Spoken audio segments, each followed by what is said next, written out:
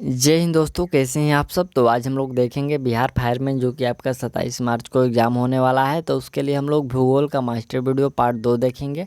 Part 1 में हम लोगों ने भारत का भूगोल कंप्लीट कर लिया है और आज हम लोग देखेंगे विश्व का भूगोल। तो चलिए हम लोग इसको शुरू करते हैं और इसमें सारा जो प्रश्न आपको लिए गए हैं वो सिलेक्टेड प्रश्न लिए गए हैं। तो चलिए यहाँ से हम लोग का पहला प्रश्न है कि निम्नलिखित में से कौन सा सौर मंडल का भाग नहीं है। देखिए इसमें से सौर मंडल का भाग कौन सा नहीं है। तो इसमें जो निहारिका है ये सौर मंडल का भाग नहीं है। ऑप्शन आप लोग डी कर लीजिएगा। और अगला प्रश्न दूसरा जो हम लोग का है कि वैज्ञानिक जिन्होंने सर्वप्रथम खोज की कि पृथ्वी सूर्य के चारों ओर घूमते थे, यह कौन से वैज्ञानिक ने खोज किया था। तो यह खोज किया गया था कोपरनिकस के द्वारा। ठीक है, आपको याद रखना है ये कोपरनिकस के द्वारा 1514 ईस्वी में जो एक हस्तलिखित पुस्तक में कोपरनिकस ने उस सिद्धांत का प्रतिपादन किया था जिसने कहा कि सूर्य जो है ब्रह्मांड के केंद्र है और तथा पृथ्वी जो है उसकी परिक्रमा करती है। ठीक, चलिए अगला प्रश्न हम लोग का है कि हमारी आकाश गंगा के केंद्र की परिक्रमा करने में सूर्य को समय लगता है, कितना समय लगता है। तो देखिए हमारी आकाश गंगा की जो परिक्रमा करने में सूर्य का समय लगता है वह 25 करोड़ वर्ष का समय लगता है। अगला प्रश्न हम लोग का है कि हमारे अंतरिक्ष में कितने तारामंडल है। तो हमारे अंतरिक्ष में जो तारामंडल है यह अभी 88 है। कितना है, अभी 88 है। और यह किसके अनुसार, तो ए यहाँ पर IAU के अनुसार आपको याद रखना है। ये IAU जो को इंटरनेशनल एस्ट्रोनॉमिकल यूनियन होता है, इसके तहत यह पता लगाया गया है कि अभी 88 जो है तारामंडल है। ठीक, चलिए पांचवा प्रश्न है कि जिस तारामंडल से तारे सूर्य तारे की ओर संकेत करते हैं वह, देखिए यहाँ पर जिस तारामंडल से तारे जो है ध्रुव की ओर जो है तारे की ओर जो संकेत करते हैं वह है, तो वह कौन है, वह है आपका यहाँ पर सप्तऋषि है। ठीक, ऑप्शन आप लोग ये कर लीजिएगा सप्तऋषि। और छठा प्रश्न हम लोग का है कि ग्रह जिसका कोई उपग्रह नहीं है। देखिए यहाँ पर कौन सा ग्रह है जिसका कोई उपग्रह नहीं है। तो आपका राइट आंसर हो जो बुध है, इसका कोई उपग्रह नहीं है।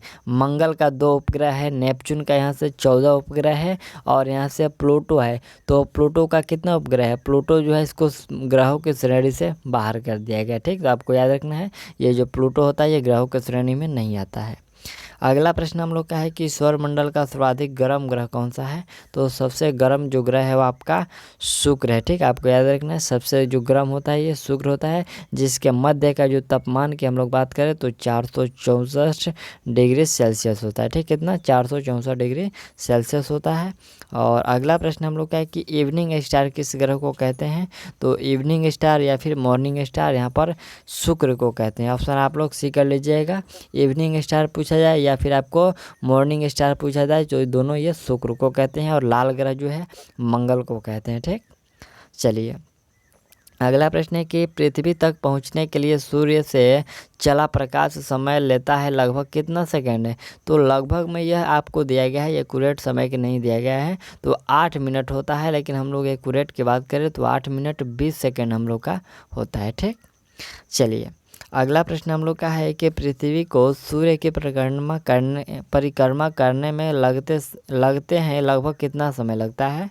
तो देखिए पृथ्वी को जो है सूर्य का परिक्रमा करने में जो समय लगता है वह 365.25 दिन लगता है, यानी कि 365 और 6 घंटे 9 मिनट। क्या आपको याद रखना है, ये आपको दशमलव में दिया गया है। तो एक्यूरेट समय होता है कि 365 दिन 6 घंटे 9 मिनट और 951 सेकेंड होता है, ये एक्यूरेट समय है। ठीक, चलिए अगला प्रश्न है कि पृथ्वी परिक्रमा करती हुई प्रति मिनट करीब करीब कितनी दूरी तय कर लेती है। तो परिक्रमा करते समय लगभग वह जो दूरी तय कर लेती है यह दूरी कितना होता है। आपको इसमें जो है ऑप्शन देख लीजिए, आपको 49 किलोमीटर है, फिर आपको 59 किलोमीटर है, 69 किलोमीटर है और 79 किलोमीटर है। तो इन चारों ऑप्शन में से कोई भी ऑप्शन सही नहीं है, यानी कि चारों गलत है। यह प्रति मिनट की बात हो रही है, तो यह आपको 27.8 किलोमीटर जो है प्रति मिनट की जो है प्रति मिनट जो है दूरी तय कर लेती है। ठीक, आपको 1 मिनट में 27.8 किलोमीटर जो है दूरी तय कर लेती है। और अगला प्रश्न हम लोग का 12 नंबर है कि पृथ्वी पर मरुभूमि होने की संभावना अधिक रहती है कहाँ पर? तो मरुभूमि होने की जो संभावना अधिक रहती है वह रहता है आपको 23 डिग्री अक्षांश के पास मरुभूमि होने की संभावना अधिक होती है। अगला प्रश्न है कि सौरमंडल का सबसे बड़ा ग्रह कौन सा है? तो सबसे बड़ा ग्रह जो है आपका बृहस्पति है। ठीक, बृहस्पति का हम लोग ये जुपिटर कहते हैं और इसका जो व्यास है 1,42,984 किलोमीटर। ठीक, आपको याद रखना है 1,42,984 किलोमीटर इसका व्यास है।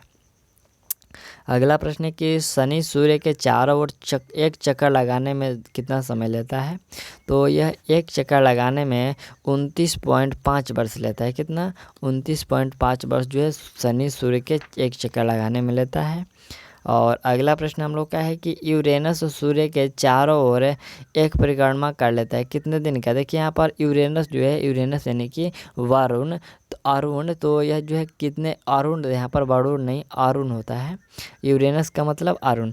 तो यह आपको एक चक्कर कितने दिन में पूरा करता है?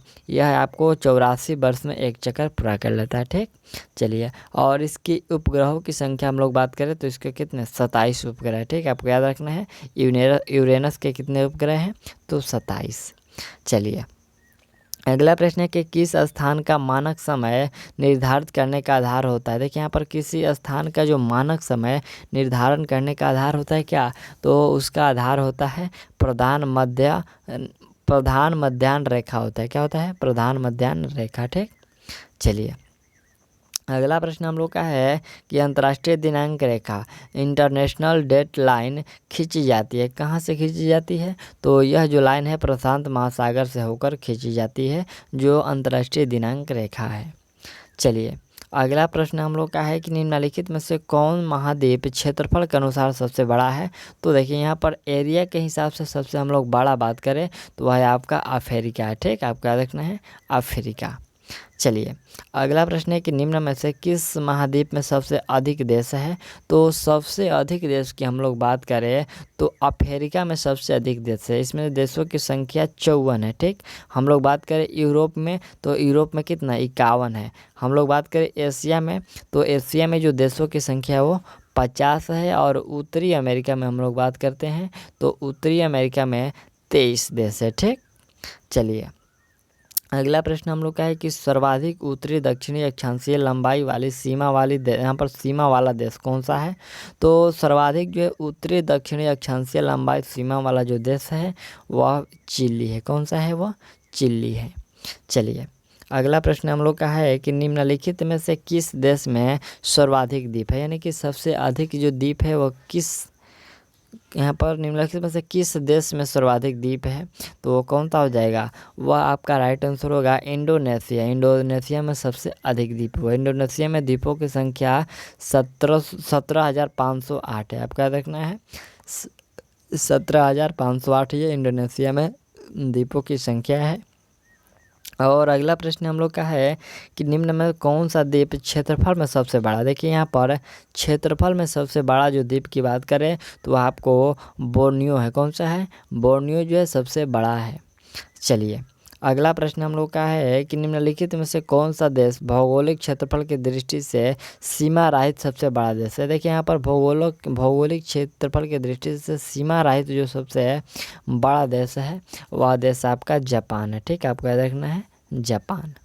चलिए, अगला प्रश्न हम लोग का है कि भौगोलिक क्षेत्रफल की दृष्टि से जापान का सबसे बड़ा द्वीप। देखिए यहाँ पर जापान का सबसे बड़ा द्वीप की बात करें तो वह है आपका होन्शु द्वीप। और भी यहाँ से जो द्वीप दिया गया है होक्काइडो द्वीप, शिकोकू, यहाँ पर शिकोकू द्वीप और जो क्यूशू द्वीप है तो ये सभी भी जापान का ही है, लेकिन यहाँ से सबसे बड़ा की बात करें तो होन्शु द्वीप हो जाएगा। ठीक, चलिए, अगला प्रश्न है कि ग्रीनलैंड निम्न में से किस देश का भाग है? देखिए यहाँ पर ग्रीनलैंड जो है निम्न में से देशों में जो किस देश का भाग है? तो ये ग्रीनलैंड जो है यह है आपका डेनमार्क का भाग है। ठीक है, आप लोग ऑप्शन 1 कर लीजिएगा डेनमार्क। चलिए, अगला प्रश्न हम लोग का है कि आग्नेय चट्टान के लिए निम्नलिखित में से कौन सा कथन सत्य है। पहला कथन है कि उसमें पूरा जीवाश्म बहुत कम होते हैं। दूसरा है कि वे जल के लिए सारंगी होते हैं और वे क्रिस्टलीय तथा अक्रिस्टलीय दोनों ही होते हैं और इस चट्टान में सिलिका नहीं होता है। कौन सा कथन जो है इस चारों में से सही है? तो आपका राइट आंसर कौन सा होगा? इसमें राइट आंसर होगा कि वे क्रिस्टलीय और अक्रिस्टलीय दोनों होते हैं। ठीक, चलिए अगला 27 नंबर है कि अवसादी शैलों के लिए निम्नलिखित में से कौन सा कथन सत्य है। तो अवसादी शैलों के लिए जो कथन इसमें सत्य है कि यह शैल स्तरों में निक्षेपित है, यह ऑप्शन 3 वाला जो है आपका करेक्ट है। ठीक, चलिए अगला प्रश्न है कि माउंट एटना है क्या है। तो माउंट एटना जो है वह एक प्रकार का ज्वालामुखी है। आपको याद रखना है यह क्या है, तो एक प्रकार का यह ज्वालामुखी है। ठीक, चलिए नेक्स्ट प्रश्न हम लोग का 28 नंबर हम लोग का है कि मौना कुआं उदाहरण है किसका। ये मौना कुआं जो किसका उदाहरण है, तो आपको याद रखना है मौना कुआं जो एक उदाहरण है ये सक्रिय ज्वालामुखी का उदाहरण है, जो कि ऑप्शन आपका ए इसमें करेक्ट है। ठीक, चलिए अगला प्रश्न देख लीजिए, यहाँ से 30 नंबर प्रश्न देख लीजिए। प्रश्न है कि वर्ष 2004 के हिंद महासागरीय भूकंप तथा उससे परिमाणित सुनामी के संबंध में निम्नलिखित में से कौन सा कथन जो है सही नहीं है। देखिए इसमें से 2004 के हिंद महासागरीय भूकंप में जो हुआ था उसमें कौन सा कथन सही नहीं है। तो हालांकि हम लोग इसमें बात करें सही नहीं है तो ऑप्शन यहाँ से 3 वाला जो है इसमें आपका देख लीजिए ये सही नहीं है। कह रहा है कि वर्तमान अनुमानों के अनुसार भूकंप जनित सुनामी ने समुद्र में डूब गई यहाँ पर अनगिनत लाशों के अतिरिक्त 50 लाख से अधिक लोगों की मौत का घाट उतारा गया। तो यह जो कथन है गलत है और बाकी इसमें सही है। तो हम लोग देखते हैं कि सही में आखिर क्या है।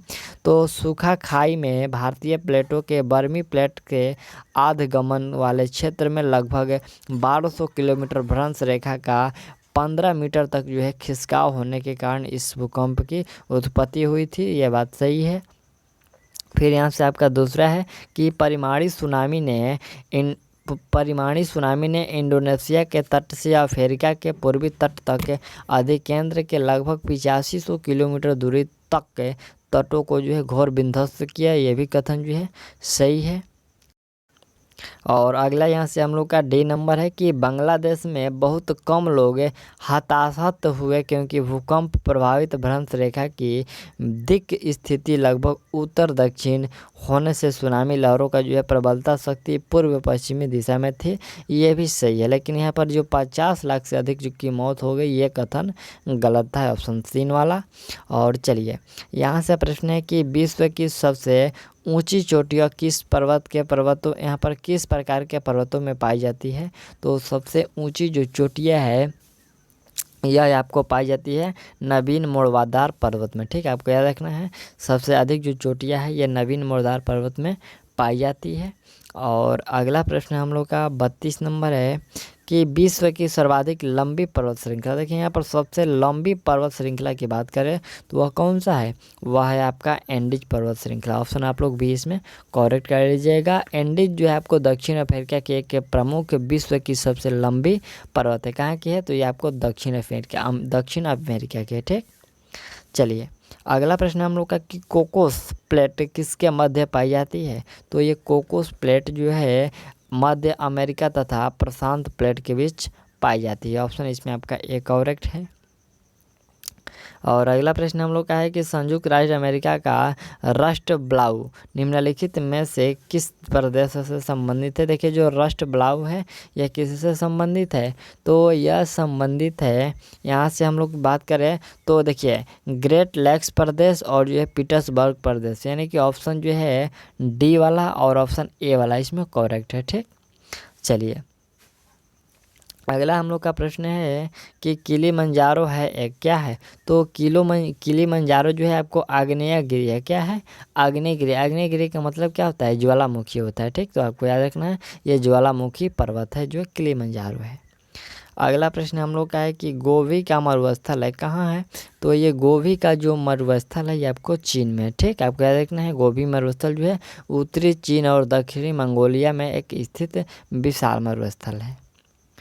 अगला प्रश्न हम लोग का है कि जोहान्सबर्ग विख्यात है किसके लिए है? तो ये जो जोहान्सबर्ग विख्यात है आपको स्वर्ण खनन के लिए, आपको याद रखना है, ये स्वर्ण खनन के लिए विख्यात है। अगला प्रश्न हम लोग का है कि निम्नलिखित में से कौन सा एक स्थल रुद्ध देश है? देखिए यहाँ पर स्थल रुद्ध देश कौन सा है? तो आपका राइट आंसर जो बेल्जियम है, ये स्थल रुद्ध देश है।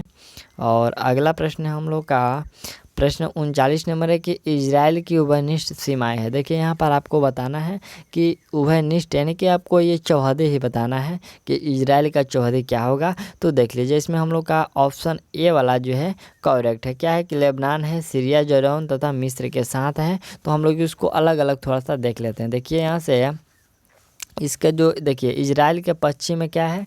तो इजराइल के जो पश्चिमी सीमा है वो भूमध्य सागर है और उत्तरी सीमा जो है आपको लेबनान है। ठीक, उत्तरी सीमा क्या है?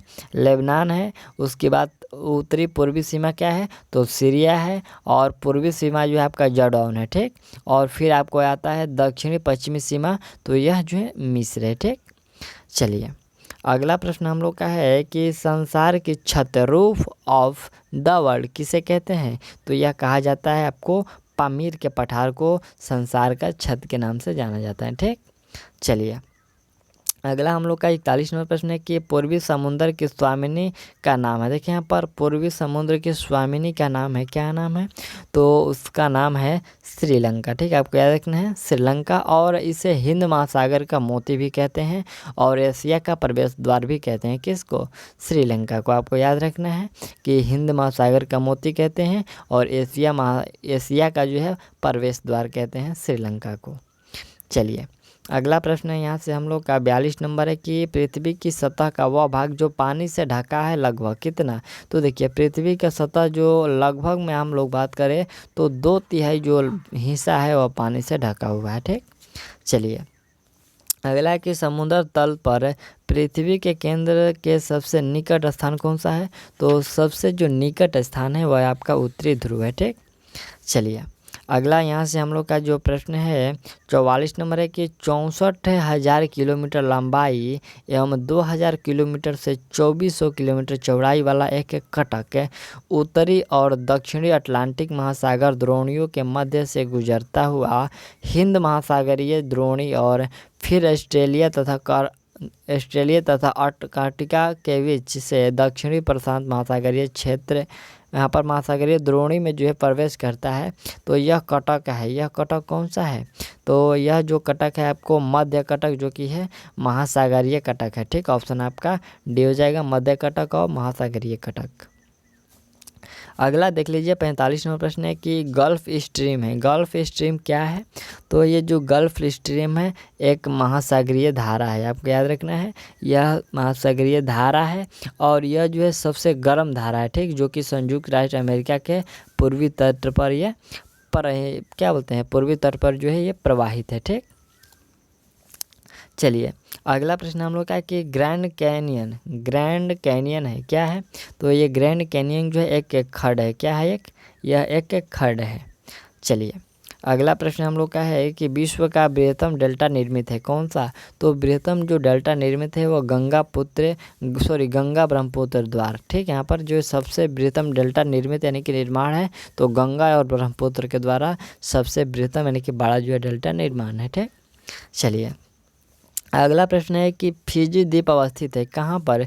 तो ये फिजी जो द्वीप है यह आपको प्रशांत महासागर में स्थित है। ऑप्शन आप लोग भी कर लीजिएगा। और अगला प्रश्न हम लोग का है कि स्वेज नहर जोड़ती है किसको किसको? तो आपको याद रखना है जो स्वेज नहर है यह भूमध्य सागर को लाल सागर से जोड़ती है। ठीक, स्वेज नहर भूमध्य सागर को लाल सागर से जोड़ती है। और अगला जो प्रश्न है कि पनामा नहर जोड़ती है, तो ये पनामा जो नहर है यह जोड़ती है आपको प्रशांत महासागर को अंध महासागर से। ठीक, आपको याद रखना है प्रशांत महासागर को अंध महासागर से ये पनामा नहर जोड़ती है। ठीक, चलिए अगला प्रश्न हम लोग का है कि यहाँ पर मलक्का जल संयोजक में आने जाने की सुविधाएं हैं। मलक्का जल संयोजक में आने जाने की सुविधाएं है कौन सी? यहाँ पर कहाँ से कहाँ तक ये सुविधाएं हैं पूछा गया है। तो इसमें आपका राइट आंसर होगा यह हिंद महासागर से चीन सागर तक। ठीक, ये हिंद सागर से चीन सागर तक जाने की सुविधाएँ हैं। और अगला प्रश्न हम लोग का है कि ओजोन परत बताती है, ये ओजोन जो परत है क्या बताती है।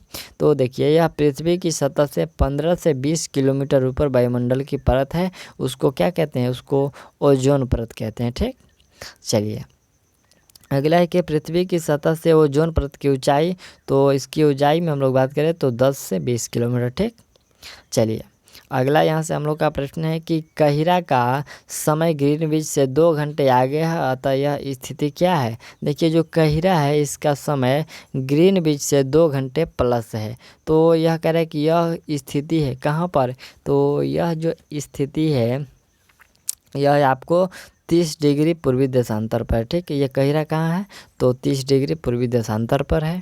और अगला प्रश्न हम लोग का ये 55 नंबर प्रश्न है, ये आपको इस सेट का जो है अंतिम प्रश्न है। इसमें टोटल जो आपको 55 प्रश्न लिए गए थे। तो यहाँ से प्रश्न हम लोग का है कि दक्षिणी गोलार्ध में सबसे बड़ा दिन, तो सबसे बड़ा दिन जो दक्षिणी गोलार्ध में होता है वह आपको 22 दिसंबर को होता है। ठीक, आपको याद रखना है दक्षिणी गोलार्ध में सबसे बड़ा दिन तो 22 दिसंबर को।